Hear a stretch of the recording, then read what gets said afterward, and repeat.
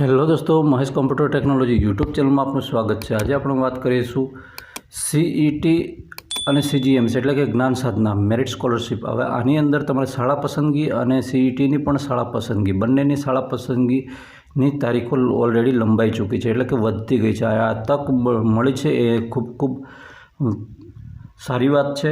એટલે તમે ફટાફટ જેમણે નથી શાળા પસંદગી કરી એ ફટાફટ કરી લે અને ચોઇસ ફિલિંગ પ્રક્રિયા પૂર્ણ કરી દે। હવે જે મિત્રોએ શાળા પસંદગી નથી કરી એ મિત્રોને હજુ પણ કોમેન્ટમાં પૂછે છે કે સર આની લાસ્ટ ડેટ કઈ, તો અત્યારે તમને આપી દીધી છે, આના પછી મને લાગતું નથી કે આ મિત્રો આપશે, બરાબર। તો આ સિસ્ટમમાંથી કોઈ તમને આપશે। હવે આની લાસ્ટ ડેટ કઈ છે, તો અહીંયા આપણે જ્ઞાન સાધનાની વાત કરીશું। દેખો આ મિત્રો, આ ભાગ છે જ્ઞાન સાધનાનો ભાગ છે, આ ભાગ છે સીઈટીનો છે। એની ઉપર કાયદેસરનું નોટિફિકેશન જાહેર કરી દેવામાં આવ્યું છે, દેખી લઈએ। તો અહીંયા વાત કરી દીધી છે। ચોઇસ ફિલિંગ પ્રક્રિયા બાકી છે અને ક્વેરી આપેલ છે તેવા તમામ વિદ્યાર્થી વાલીઓએ કામગીરી આપણે છે 5-7 તારીખમાં, એટલે કે હમણાં 7મા મહિનાની 5 તારીખ સુધીમાં ખતમ કરી દેવાનું રહેશે, બરાબર। એટલે ધ્યાન રહે એની અંદર કઈ રીતે પ્રક્રિયા હોય છે એ આનું રજિસ્ટ્રેશન પ્રક્રિયા પણ સીજીએમએસની તમને હું બતાવી દઈશ કે કઈ રીતે છે, શું છે। પછી વાત કરીએ છીએ આપણે આ ચોઇસ ફિલિંગની વાત કરીએ છીએ।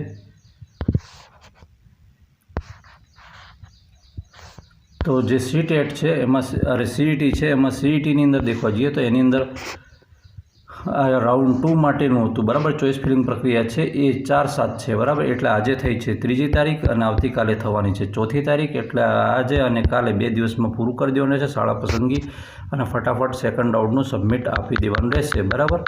તો તમને એમાંથી શાળા પસંદગી સામે રહેલી શાળાઓના મેરિટમાંથી આવશો એટલે તમને રિટર્ન કોલ આવશે કે ભાઈ તમે અમારી શાળામાં આવી શકો છો, એ રીતે।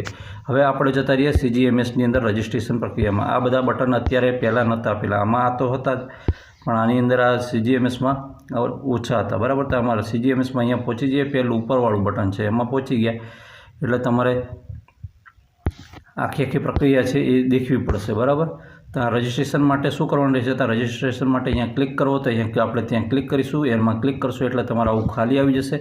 અહીંયા રજિસ્ટ્રેશનમાં અહીંયાથી તમે સીટીએસ આઈડી નંબર નાખશો એટલે આ બધી વિગતો આવશે અને જે તે વિગતો જેમ છે એમ ડેટ ઓફ બર્થ સર્ટિફિકેટ ને બધી વસ્તુ ભરવાની રહેતી હોય છે। પેન્ડિંગ હોય તો જેટલો ભાગ પેન્ડિંગ હશે એટલો ભાગમાં અહીંયા પૂરો થઈ જાય એટલે લીલો થઈ જશે અને આવો હશે ત્યારે પીળો રહેશે, બરાબર। તો આ તમારે ભરી દઈને પછી સબમિટ કરવાનું થતું હોય છે। આ રજિસ્ટ્રેશન પ્રક્રિયા છે, પણ આપણે અત્યારે કઈ પ્રક્રિયા કરવાની છે, ચોઇસ ફિલિંગ પ્રક્રિયા કરવાની છે। એટલે કે ચોઇસ ફિલિંગ પ્રક્રિયા માટે ક્યાં જવાનું રહેશે, તો આ સ્ટુડન્ટ લોગિનમાં જવાનું રહેશે।